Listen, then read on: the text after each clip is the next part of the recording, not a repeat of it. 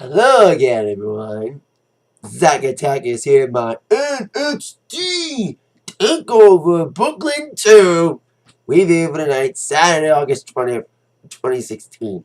I was not able to make a review of NXT Takeover last year from Brooklyn because I had a gig. This year I didn't. So I was able to watch NXT Brooklyn live this year. So, in the world of pop culture, especially in the world of movies and wrestling, when a good thing happens, you try to capitalize on that thing. And you try to recapture the magic. That's where you get a lot of sequels. Movies get a sequel. And in this case, a wrestling event gets a sequel. And most of the time, sequels do not live up to the hype built from the first film. And the sequel may not be as good as the first one. When it comes to NXT Brooklyn 2, with all the hype surrounding it, to once again steal SummerSlam weekend after such a tremendous takeover the year before, the sequel to NXT Brooklyn 1 may not be as good as last year. It was still a good takeover. I've said this before. Even an average NXT takeover is still a fun one. But when you're trying to rebuild the magic and recapture magic from the year before, this takeover was not as good as last year. They had one shining moment, which is of course the subtitle of this review, as the King of Strong Style went upon the throne of NXT. I shall give this a 7.0 out of 10. I think I gave Takeover Dallas 8.0. Gave the end the same rating.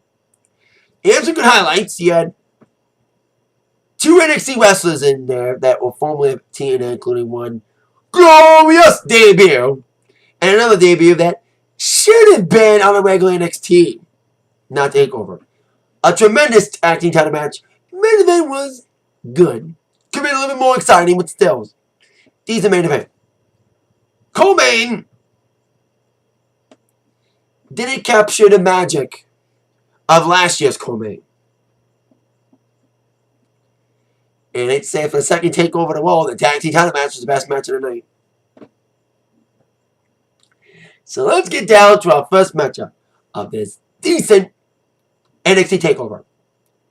We had No Way Jose making his takeover debut, taking on Austin Aries, who's now full on heel with the packed house ready to cheer. No Way Jose. They chanted his name as he came out with a conga line of fans. It was kind of funny that the guy leading the conga line wore an Austin Aries shirt. And there was a lot of people cheering Austin Aries. The two NXT stars, like I said, who were formerly of TNA who wrestled tonight, they got more cheers than their opponents. And I think Aries got a bigger pop than when he did at Dallas. I think he got a bigger pop than at Dallas. And boy, like I said, the people quickly turned on No Way Jose. Came out flashy and smiling, dancing. But then Aries came out and Aries got cheered the heck out of. Probably one of the biggest pops of the night. Next is Shinsuke. A fun opener. Aries carried the match. No Way Jose is still green. You can still see it. He had a little sloppy. I think he had like a Irish whip. His Irish whip into the corner to Aries. It was not done clean. It was sloppy. Still working on that. He did have some great counters to Aries' submissions and holds. You know. Like, he held his own against Aries. This was, like I said, not only was this No Way Jose's first takeover match, but also his first real competition. He's been taking on mid-level jobbers, and now he gets Austin Aries. His feud's been boiling for a while, and I think Aries is bringing a lot out of Jose. Jose's still learning, and at least he has a great guy to rub off with, and that's Austin Aries, who, like I said, did all the carrying, did all the heavy work. Great moves. Even teased a brain buster at one point. Various attempts at the last chance resubmission hold. But Jose came with some big flying moves of his own.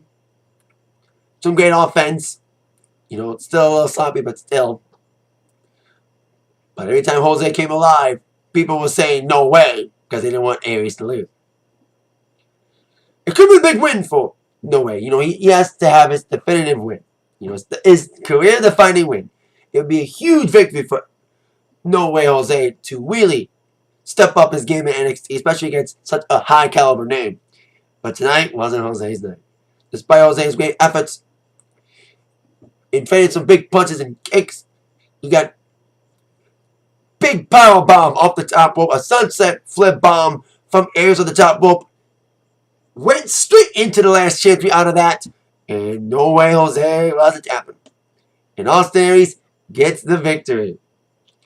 3.0 for the match. Fun opener. No Way Jose still got a lot to learn. I know a lot of people may have liked to have seen No Way Jose win, especially get a big win over such a big guy. But it's not Jose's time. You see, he's still not ready yet. And plus, his dancing gimmick can only take him so far. Look what happened to Adam Wells. And he kind of got booed tonight. He's trying to show his vicious side, too. To prove he's not just a party guy. That's what Aries has brought a lot out of him. But Jose's still not ready for that big time yet. Aries is ready. And I think we may know who Aries is going to feud with next, especially after what happened after the match.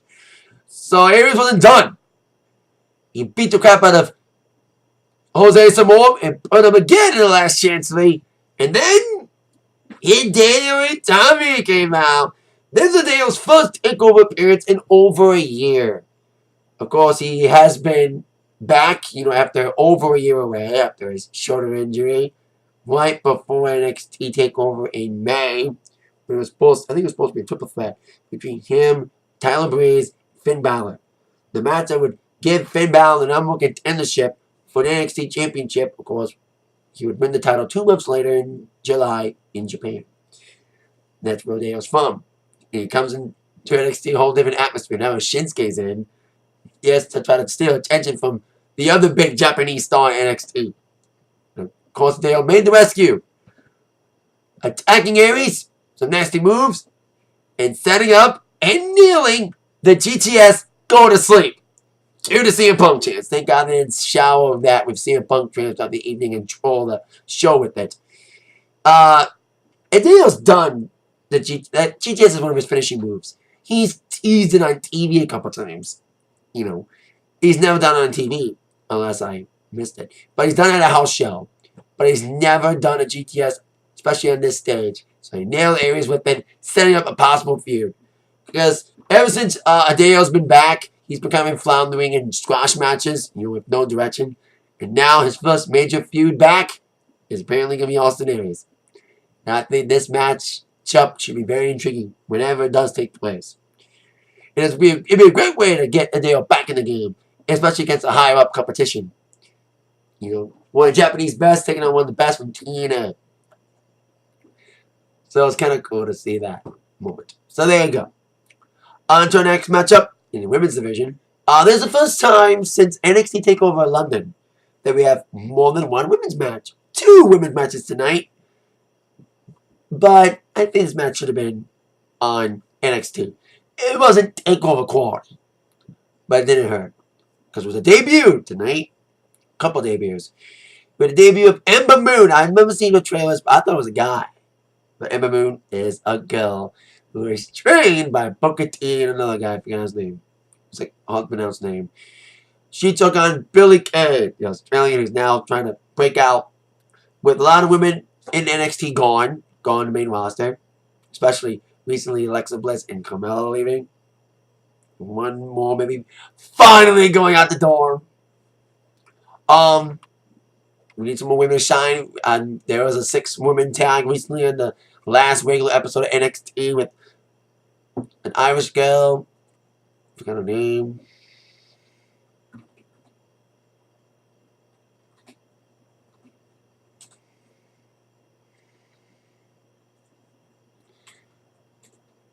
I think it was like Crossbrook or something. It was like an Irish girl. She's got potential. Mandy Rose could be the next Eva Marie when it comes to getting a lot of heat. So I need a lot of girls to step up. And this Ember Moon had a lot of potential here. The match itself. Oh, Nikki Glenn Claus. That was her name. The match itself, like I said, is NXT quality. Nxt Takeover card. Some little sloppiness. Billie Kay botched everything to like some power bomb. No, she was going for like a Widow's Peak submission. She botched the first attempt, but then nailed the second attempt. It's interesting. Billie Kay used other WWE women wrestlers for inspiration for a move. She did like a submission, kind of like a Widow's Peak submission, and did a little variation on Eat Defeat, the finishing move of Gail Kim, former WWE wrestler who's now, of course, still in TNA. So, Billie Kay held her own, despite some botches. She did held her own, but Ember Moon, man, with the bloodshot eyes, the Blood Moon entrance, she came in like a house of fire, and she's got a lot of potential. Some nasty strikes. Her finishers, girl. She came off the top rope, kind of like a top rope, diving, twisting top rope stunner. It was like an awesome finish. Like, wow, what a finish. And very acrobatic, too. Very strong. And 1-2-3 victory for Ember Moon in her debut. 2.6 for this one. Because, the match was good, but it kind of belonged on a regular episode of NXT. It wasn't a takeover quality match. But for what it was still a fun match. Great introduction to Ember Moon. Great potential. Great athlete. Could be a face to build around the NXT Women's Division. She got some work to be done. Billie Kay's got some work to be done. She held her own in there. But Ember Moon looks like a great woman to challenge Asuka maybe one day. Because her strikes equal Asuka's. With the kicks and everything. So, there you go. Be intriguing to see how that goes. Saw a lot of people in the crowd. Ric Flair was there. CWC guys were there, including Ibushi. So, there you go. You mentioned about the guys in NXT being from TNA. This is the first time ever, I think, that 3 matches tonight featured former TNA guys. Samoa Joe was in the main event against Shinsuke Nakamura. The opening matchup was Austin Aries. And now our next matchup, we had a glorious in-ring debut of the It Factor, Bobby Roode. He had a, pardon the pun, one of the kids is glorious. He was like elevated, and the whole crowd, because he debuted recently on an on-screen segment, and this theme song debuted, and people were singing the song, glorious. Oh, I won't give in till I'm victorious.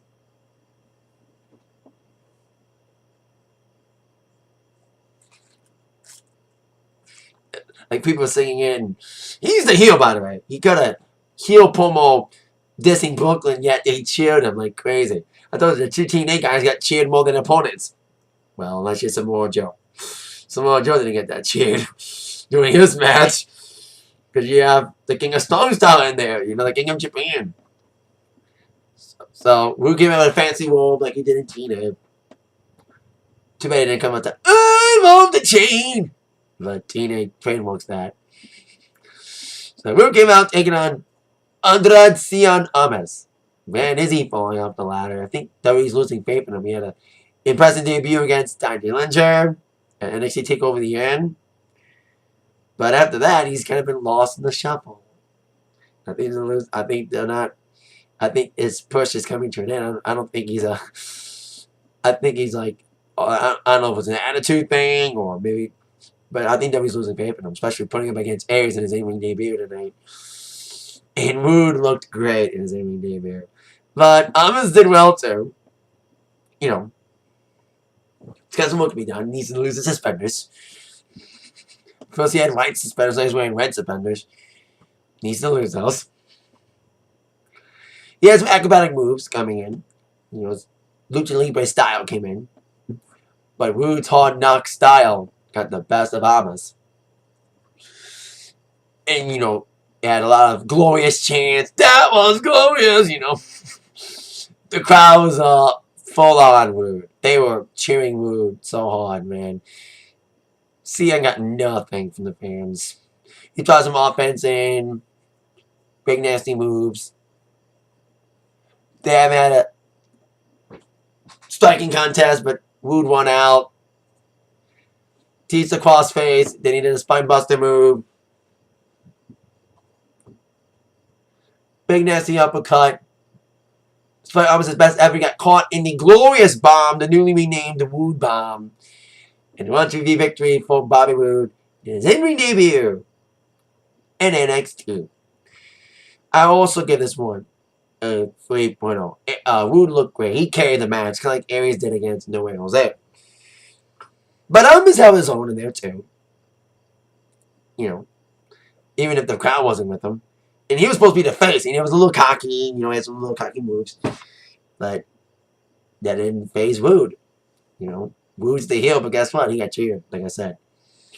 So there you go. The glorious one, the It Factor, what do you want to call him? At least he kept his real name, Bobby Roode. Makes his debut, and it was a glorious one. Pun that pun. Now into my mind, the match of the night. For the second takeover in a row, the best match of the night was a tag team title match. The last takeover, you had American Alpha against the Revival. With the Revival regaining the championships, becoming the only two-time NXT Tag Team Champions. But the week before they reclaimed those titles, they lost to Tomasso Ciampa and Johnny Gargano. Thus, we have this tag team title match tonight between these two teams. Despite a vicious showing against each other in the first round, the CWC, which I'm loving, by the way. And that match, the first round match, was amazing. It was physical. They put all that aside to become a team again to challenge the Revival. Some would say yes, it may not be as good as the Revival's matches against the American Alpha, but this was still a fun and exciting and grueling and intense tag team title match the crowd was into. The Revival came in with some great double team moves. I think they're finally getting over heat-wise. You know, they're getting better in talking, better with promos, calling themselves the top guys in the room, you know. Top guys coming through, and they show like they looked like top guys. You know, great double team, great isolation at one point to Ciampa. Great strategic moves, especially one point when Gargano got tagged in, but the referee was distracted by a fake injury by Wilder. You know, they were very small, but Gargano and Ciampa, I've always applauded them since their debuts. And they're great individual guys, but as a team, they're good too. They looked really good in this matchup. Great double team moves of their own. And they had various opportunities. The biggest call, and probably the only screwy thing in this matchup, they had a double kick to Wilder. 1, 2. The arm of the referee went down to 3. But the referee noticed the foot on the rope of Wilder, which was put on by Dawson. That was like the only screwy thing. You know, it was 3, but it was set in after that. Foot was on the rope. That was like the only screwy thing in the matchup. Another screwy thing, during a little interfetching with all the 4 guys in the ring, I think Dawson and Wilder tagged themselves in, but they slapped the back of Ciampa instead, so they weren't really legal.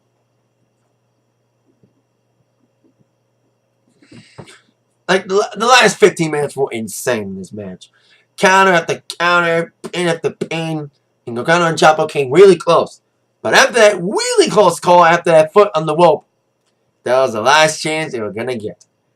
And it was the beginning of the end, sadly, with Ciampa and Gargano, with Dawson taking Ciampa out, nailing him against the post, and then getting back in the ring and chop blocking the knee of Gargano, and they did a big double team move on the knee, setting him up for a reverse figure 4 put on by Dawson, and with Ciampa out, Gargano had no choice but to tap out to the inverted figure 4 with his knee damaged. So there you go. A lot of people like really into Ciampa and Gargano. They were pro Gargano and Ciampa. So when they lost, kind of sucked the air in the room with Revival winning. Now I love Gargano and Ciampa, but I think Revival is proving themselves as the dominant team in NXT, and they showed it again tonight. They've looked great in the matches against Alpha, and once again they look great tonight against Gargano and Ciampa. Fun matchup, ingredient matchup, 4.2. Second take over the world, then in my mind, the tag team title match is the best match of the night. I know some people may argue and say the main event was too. Some people say the main event was match of the night, but to me, it was exciting. Main event was, but it could have been a little bit more exciting. And Gargano and Ciampa had a great standing ovation as they left.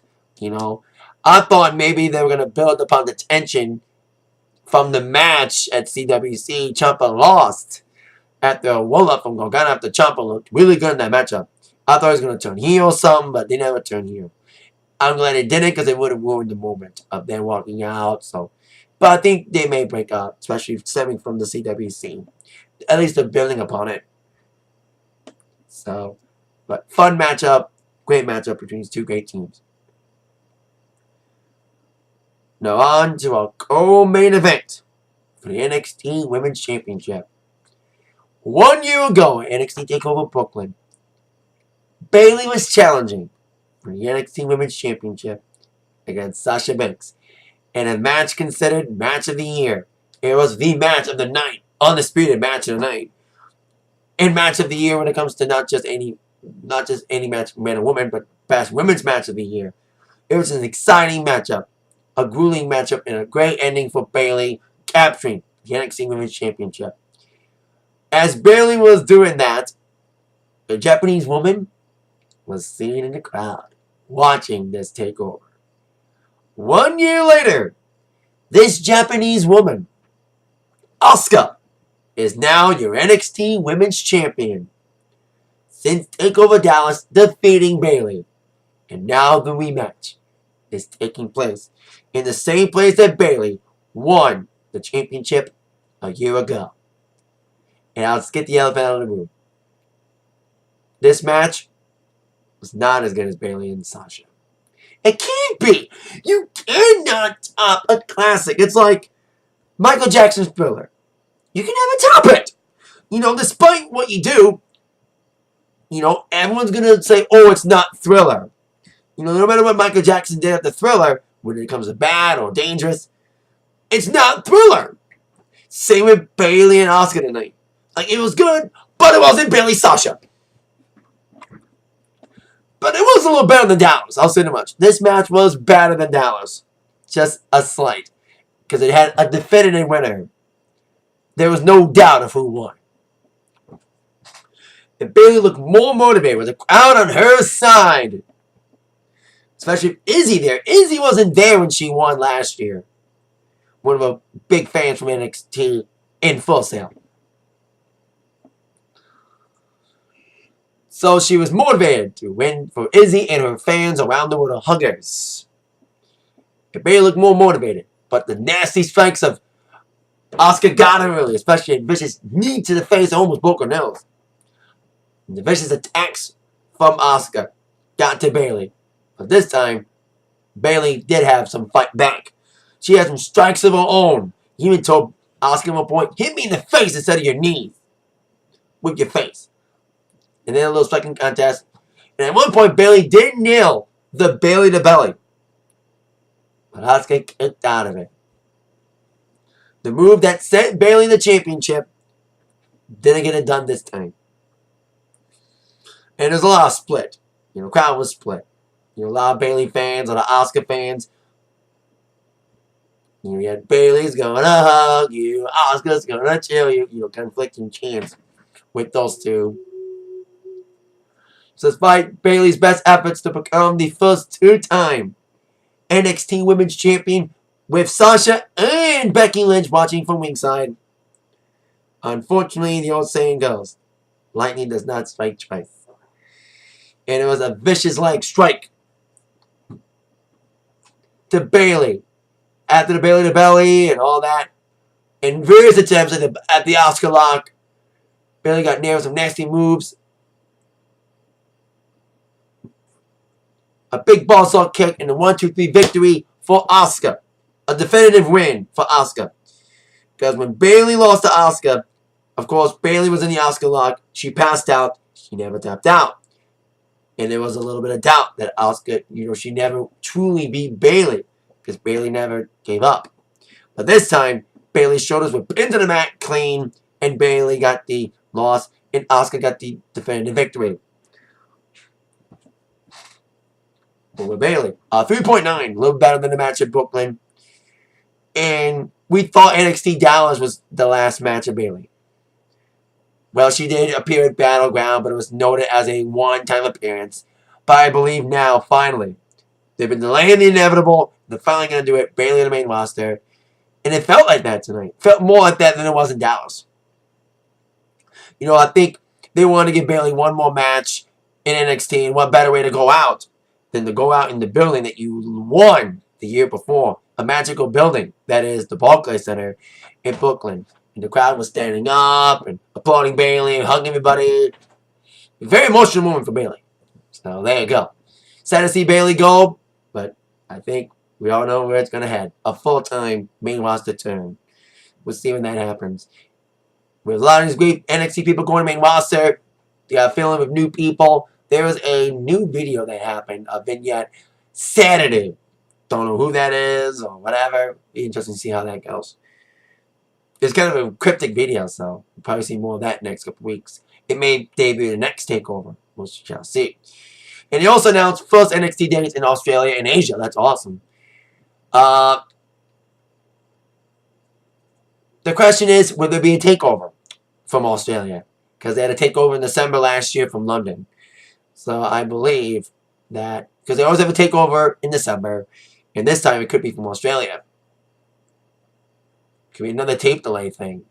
So, there you go. On to our main event for the NXT Championship. The Samoan Submission Machine, Samoa Joe, defended against the King of Strong Style, Shinsuke Nakamura. Crowd was so on his side and humming his theme song. And he had a live violinist playing his theme song live. You know, playing the violin part.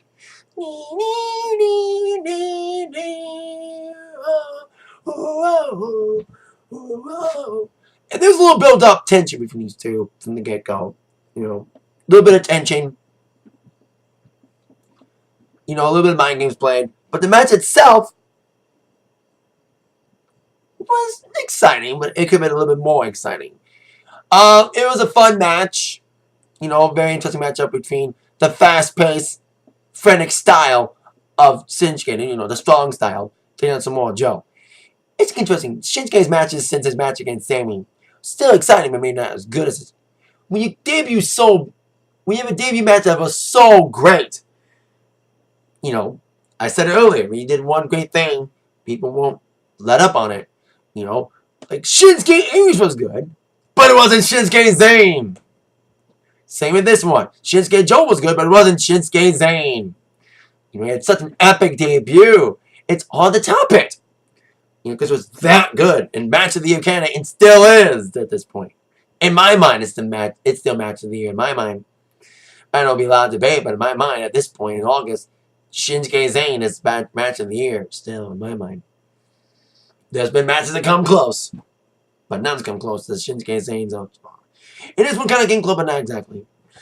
Joe came with his vicious moves, his power moves, big splashes, and of course the Muscle Buster. Both guys kicked out in the finishers.